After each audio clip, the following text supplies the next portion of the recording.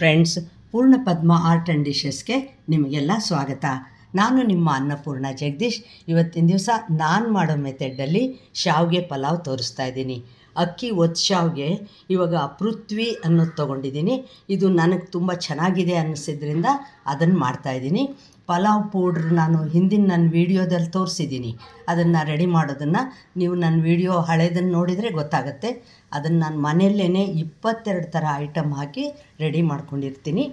ಈಗ ತೆಂಗಿನಕಾಯಿ ರೆಡಿ ಇಟ್ಕೊಂಡಿದ್ದೀನಿ, ಮತ್ತು ಕಡಲೆಕಾಯಿ ಬೀಜ ಕೂಡ ಸ್ವಲ್ಪ ಎಣ್ಣೆಲಿ ಫ್ರೈ ಮಾಡಿ ಇಟ್ಕೊಂಡಿದ್ದೀನಿ. ಟೊಮೆಟೊ, ಪಲಾವ್ ಎಲೆ, ಶುಂಠಿ, ಪುದೀನ, ಮತ್ತು ನಿಮಗೆ ತರಕಾರಿ ನಿಮ್ಮಿಷ್ಟ ಏನು ಬೇಕಾದ್ರೂ ಹಾಕ್ಬೋದು. ಈರುಳ್ಳಿ, ಕ್ಯಾರೆಟು, ಕ್ಯಾಪ್ಸಿಕಮ್ಮು, ಮತ್ತು ಪುದೀನ, ಕೊತ್ತಂಬರಿ ಸೊಪ್ಪು, ಎಲ್ಲ ಬಟಾಣಿ, ಹಸಿಮೆಣಸಿನ್ಕಾಯಿ ಎಲ್ಲ ಇಟ್ಕೊಂಡಿದ್ದೀನಿ. ನಾನು ತುಂಬ ಖಾರ ಹಾಕಲ್ಲ, ಮಸಾಲ ಕೂಡ ತುಂಬ ಯೂಸ್ ಮಾಡಲ್ಲ. ಎಣ್ಣೆ ಒಂದು ಸ್ವಲ್ಪನೇ, ಶಾವಿಗೆ ಪಲಾವ್ಗೆ ಎಣ್ಣೆ ಜಾಸ್ತಿ ಬೇಡ, ಕಾಯಕ್ಕಿಟ್ಟಿದ್ದೀನಿ. ಅದಕ್ಕೆ ನಾನು ಒಂದು ಸ್ವಲ್ಪ ಸಾಸಿವೆ ಮತ್ತು ಜೀರಿಗೆ,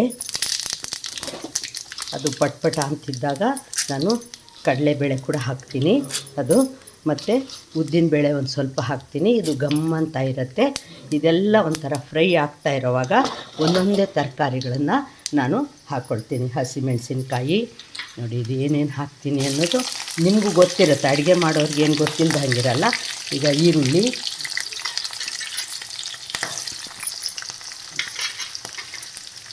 ಇದೆಲ್ಲ ಹಾಕ್ತಾಯಿದ್ದೀನಿ ನೋಡಿ. ಈ ಶಾವಿಗೆನೂ ಅಷ್ಟೇ. ಈ ಶಾವಿಗೆನ ಏನು ಮಾಡಬೇಕು ಅಂದರೆ, ಅದರಲ್ಲಿ ಹೇಳಿರ್ತಾರೆ 3-4 ನಿಮಿಷ ನೆನೆಸಿ ಅಂತ. ನೀವು ಆದರೆ ನಾನು ತಿಳ್ಕೊಂಡಿರೋದೇನು ಅಂದರೆ, ಚೆನ್ನಾಗಿ ಮರಳೋ ನೀರನ್ನ ಹಾಕಿಬಿಟ್ಟು ಇಮ್ಮಿಡಿಯೇಟ್ ಒಂದು ತೂತು ತಟ್ಟೆ ಇರುತ್ತಲ್ವ, ಅದಕ್ಕೆ ಹಾಕಿಬಿಟ್ಟು ಬಸ್ದು ಇಟ್ಕೊಂಬಿಡಿ.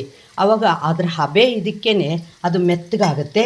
ಇಲ್ಲದಿದ್ದರೆ ಏನಾಗುತ್ತೆ ಅಂದರೆ, ಅದು ಸ್ವಲ್ಪ ಪಿತಿ ಅಂತ ಆಗಿಬಿಟ್ರೆ ಯಾರಿಗೂ ಇಷ್ಟ ಆಗಲ್ಲ. ಅದಕ್ಕೆ ನೋಡಿ, ಹೀಗೆ ಇಮ್ಮಿಡಿಯೇಟ್ ಬಿಸಿನೀರು ಹಾಕಿಬಿಟ್ಟು ತಕ್ಷಣವೇ ತೂತಿನ ತಟ್ಟೆಗೆ ಹಾಕಿ ಇಟ್ಕೊಂಬಿಟ್ಟಿದ್ದೀನಿ. ನೋಡಿ, ತರಕಾರಿ ಇದು ಒಂದೊಂದಾಗಿ ಹಾಕ್ತಾಯಿದ್ದೀನಲ್ವ, ಇಲ್ಲಿ ನಿಮಗೆ ತೋರಿಸಿದ್ದೀನಿ. ತರಕಾರಿ ನಿಮ್ಮಿಷ್ಟ, ನಿಮಗೆ ಯಾವ ಥರದ ತರಕಾರಿ ಕೂಡ ಇದಕ್ಕೆ ಹಾಕ್ಕೋಬೋದು. ಮತ್ತು ಶುಂಠಿ ಬೆಳ್ಳುಳ್ಳಿ ಪೇಸ್ಟ್ ಅಂತ ನಾನು ಹಾಕಲ್ಲ, ಶುಂಠಿ ಮತ್ತು ಬೆಳ್ಳುಳ್ಳಿ ಸಪ್ರೇಟಾಗೇ ನಾನು ಹಾಕ್ತೀನಿ. ಇವಾಗ ಇದು ಹಾಕ್ತಾ ಇರೋವಾಗಲೇ ನಾನು ಪಲಾವ್ ಎಲೆ ಕೂಡ ಅದಕ್ಕೊಂದೆರಡು ಹಾಕಿಬಿಡ್ತೀನಿ. ಮಿಕ್ಕಿದ ತರಕಾರಿ ಎಲ್ಲ ಒಂದೊಂದಾಗಿ ಹಾಕಿಬಿಟ್ಟು ಫ್ರೈ ಮಾಡ್ಕೊಳ್ತೀನಿ. ನೋಡಿ, ಇದು ಹಿಂಗೆ ಫ್ರೈ ಆಗ್ತಾ ಇರೋವಾಗಲೇ ನಾನು ಶುಂಠಿ ಹಾಕಿದ್ದೀನಿ. ಅದು ಕೂಡ ಅಷ್ಟೇ, ಒಂದೊಂದಾದಮೇಲೆ ನೀವು ಹಾಕೋ ಪದಾರ್ಥಗಳು ಎಣ್ಣೆಲಿ ಒಂಚೂರು ಕರ್ದಂಗೆ ಆಗಬೇಕು. ಪುದೀನ ಕೂಡ ಈಗಲೇ ಹಾಕಿಬಿಡ್ತಾಯಿದ್ದೀನಿ ನಾನು. ಯಾವುದು ರುಬ್ಕೊಂಡು ಎಲ್ಲ ಏನೂ ಮಾಡ್ತಾಯಿಲ್ಲ. ಕರ್ಬೇವಿನ ಸೊಪ್ಪು ಕೂಡ ಹಾಕಿಬಿಡ್ತಾಯಿದ್ದೀನಿ. ಮತ್ತು ಒಂದು ಚಿಟಿಕೆ ಅರಿಶಿನ ಹಾಕ್ತಾಯಿದ್ದೀನಿ. ಅದೇ ಥರ ಒಂಚೂರು ಖಾರದ ಪುಡಿ ಹಾಕ್ತೀನಿ. ಮತ್ತು ಉಪ್ಪು ಒಂದು ಸ್ವಲ್ಪ ಈಗಲೇ ಹಾಕ್ತೀನಿ, ಮಿಕ್ಕಿದ್ದು ಆಮೇಲೆ ಹಾಕ್ತೀನಿ. ಇದು ಬಂದು ಇದಿರುತ್ತಲ್ಲ ಮಸಾಲ ಪುಡಿ, ಒಂಚೂರು ಅದಕ್ಕೆ ಹಾಕ್ತಾಯಿದ್ದೀನಿ. ನೋಡಿ, ಎಲ್ಲ ತರಕಾರಿನೂ ಹಾಕಿ ರೆಡಿ ಮಾಡ್ಕೊಂಡಿದ್ದೀನಿ. ಎಲ್ಲ ಚೆನ್ನಾಗಿ ಫ್ರೈ ಆಗೋ ಹಾಗೆ ಮಾಡ್ಕೊಳ್ತೀನಿ. ಮತ್ತು ನಾನು ನಿಮ್ಗೆ ಮೊದಲೇ ಹೇಳಿದ್ನಲ್ವ, ಪಲಾವ್ ಪುಡಿ ಅಂತ ರೆಡಿ ಮಾಡಿ ಇಟ್ಕೊಂಡಿರ್ತೀನಿ. ನೀವು ಯಾವುದಾದ್ರೂ ಇದರ ಅಂಗಡಿಗೆ ಹೋಗಿಬಿಟ್ಟು ಎಲ್ಲ ಐಟಮ್ಸ್ ಕೇಳಿದರೆ, ನಾನು ಹಿಂದೆ ಇದರೊಳಗೆಲ್ಲ ತೋರಿಸಿದ್ದೀನಿ ನೋಡಿ. ಅದು ಜಾಸ್ತಿ ಹಾಕಲ್ಲ, ಮಸಾಲ ಜಾಸ್ತಿ ಹಾಕಲ್ಲ, ಒಂದು ಸ್ಪೂನ್ನಷ್ಟು ಹಾಕ್ಕೊಂಡಿದ್ದೀನಿ. ಅದು ಕೂಡ ಚೆನ್ನಾಗಿ ಮಿಕ್ಸ್ ಮಾಡಿಬಿಟ್ಟು, ನಿಮ್ಗೆ ಬೇಕಾದರೆ ಇನ್ನೂ ಒಂದು ಸ್ವಲ್ಪ ಉಪ್ಪು ಹಾಕ್ಕೊಂಡು ನೀವು ಇದನ್ನು ಬೇಯೋಕ್ಕೆ ರೆಡಿ ಮಾಡ್ಕೊಳ್ಬೋದು.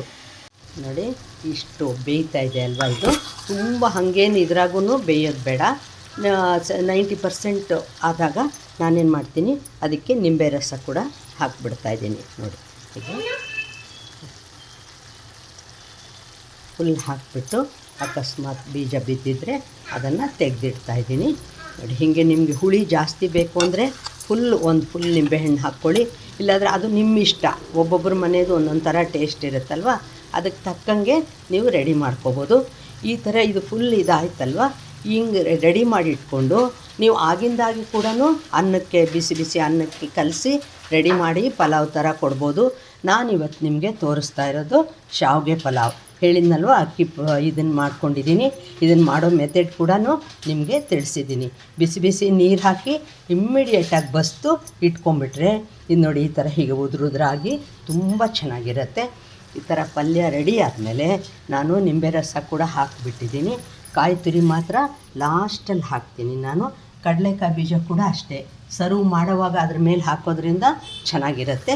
ನೋಡಿ, ಈಗ ಪಲ್ಯ ರೆಡಿಯಾಗಿರೋದನ್ನು ನಾನು ಈ ಶಾವಿಗೆ ಮೇಲೆ ಹಾಕಿ ನಿಧಾನವಾಗಿ ಈ ಬೌಲಲ್ಲೇ ಅದನ್ನು ಕಲಿಸ್ತೀನಿ. ಇದು ಎಣ್ಣೆ ಜಾಸ್ತಿ ಹಿಡಿದೇ ಇರೋದ್ರಿಂದ ನಿಜವಾಗ್ಲೂ ಇದ್ರ ಪಲಾವು ತುಂಬ ಚೆನ್ನಾಗಿರುತ್ತೆ. ಇದನ್ನು ನಾನಿವಾಗ ಫುಲ್ಲು ಬಾಣಲಿಯಲ್ಲಿ ಇದ್ದಿದ್ದನ್ನೆಲ್ಲ ಇದಕ್ಕೆ ಹಾಕ್ಕೊಂಡ್ಬಿಟ್ಟಿದ್ದೀನಿ. ನಿಧಾನವಾಗಿ ಇದನ್ನು ಕಲಿಸ್ತಾ ಹೋಗ್ತೀನಿ. ಯಾಕೆಂದರೆ ಬಾಣಲಿಗೆ ಹಾಕಿದರೆ ಒಂಥರ ಅದು ಎಳೆಯಾಗಿರೋದು ಇರಲ್ಲ ಅಂತ ನನಗೆ ಒಂಥರ ಅನುಭವದಿಂದ ಗೊತ್ತಾಗಿರೋದು. ಅದಕ್ಕೆ ಈ ಶಾವಿಗೆ ಮೇಲೇ ಇದನ್ನು ಹಾಕ್ಕೊಂಡ್ಬಿಟ್ಟು ನಿಧಾನವಾಗಿ ಇದನ್ನು ಕಲಿಸ್ತೀನಿ.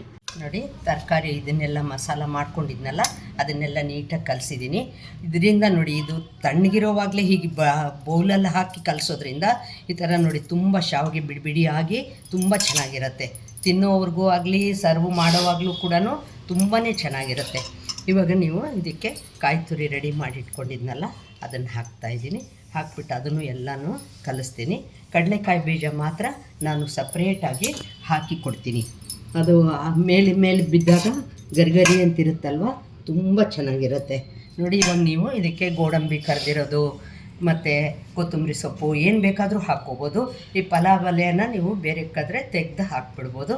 ನೋಡಿದರೆ ನಾನು ಮಾಡೋ ಮೆಥಡಲ್ಲಿ ಶಾವಿಗೆ, ಅಕ್ಕಿ ಶಾವಿಗೆ ಅಂದರೆ ಒತ್ತು ಶಾವಿಗೆ ಪಲಾವು ಹೇಗೆ ಮಾಡ್ಬೋದು ಅನ್ನೋದನ್ನು ತೋರಿಸಿದ್ದೀನಿ. ತುಂಬ ಸಿಂಪಲ್ ಮೆಥಡಲ್ಲಿ ತೋರಿಸಿದ್ದೀನಿ. ಭಾಳನೇ ಚೆನ್ನಾಗಿರುತ್ತೆ, ರುಚಿಯಾಗಿರುತ್ತೆ, ಎಲ್ಲರಿಗೂ ಇಷ್ಟ ಆಗುತ್ತೆ. ಇನ್ನೂ ತನಕ ನನ್ನ ಚಾನಲ್ಗೆ ಸಬ್ಸ್ಕ್ರೈಬ್ ಮಾಡ್ಕೊಳ್ಳದೆ ಹೋದರೆ ಸಬ್ಸ್ಕ್ರೈಬ್ ಮಾಡ್ಕೊಳ್ಳಿ. ಲೈಕ್, ಶೇರ್, ಕಾಮೆಂಟ್ ಮಾಡೋದು ಮರಿಬೇಡಿ. ಇದೇ ವಿಡಿಯೋನ ನೀವು ಇನ್ಸ್ಟಾಗ್ರಾಮ್ ಮತ್ತು ಫೇಸ್ಬುಕ್ಕಲ್ಲಿ ಕೂಡ ನೋಡ್ಬೋದು. ನನ್ನನ್ನು ಫಾಲೋ ಮಾಡ್ಬೋದು. ನಮಸ್ಕಾರ.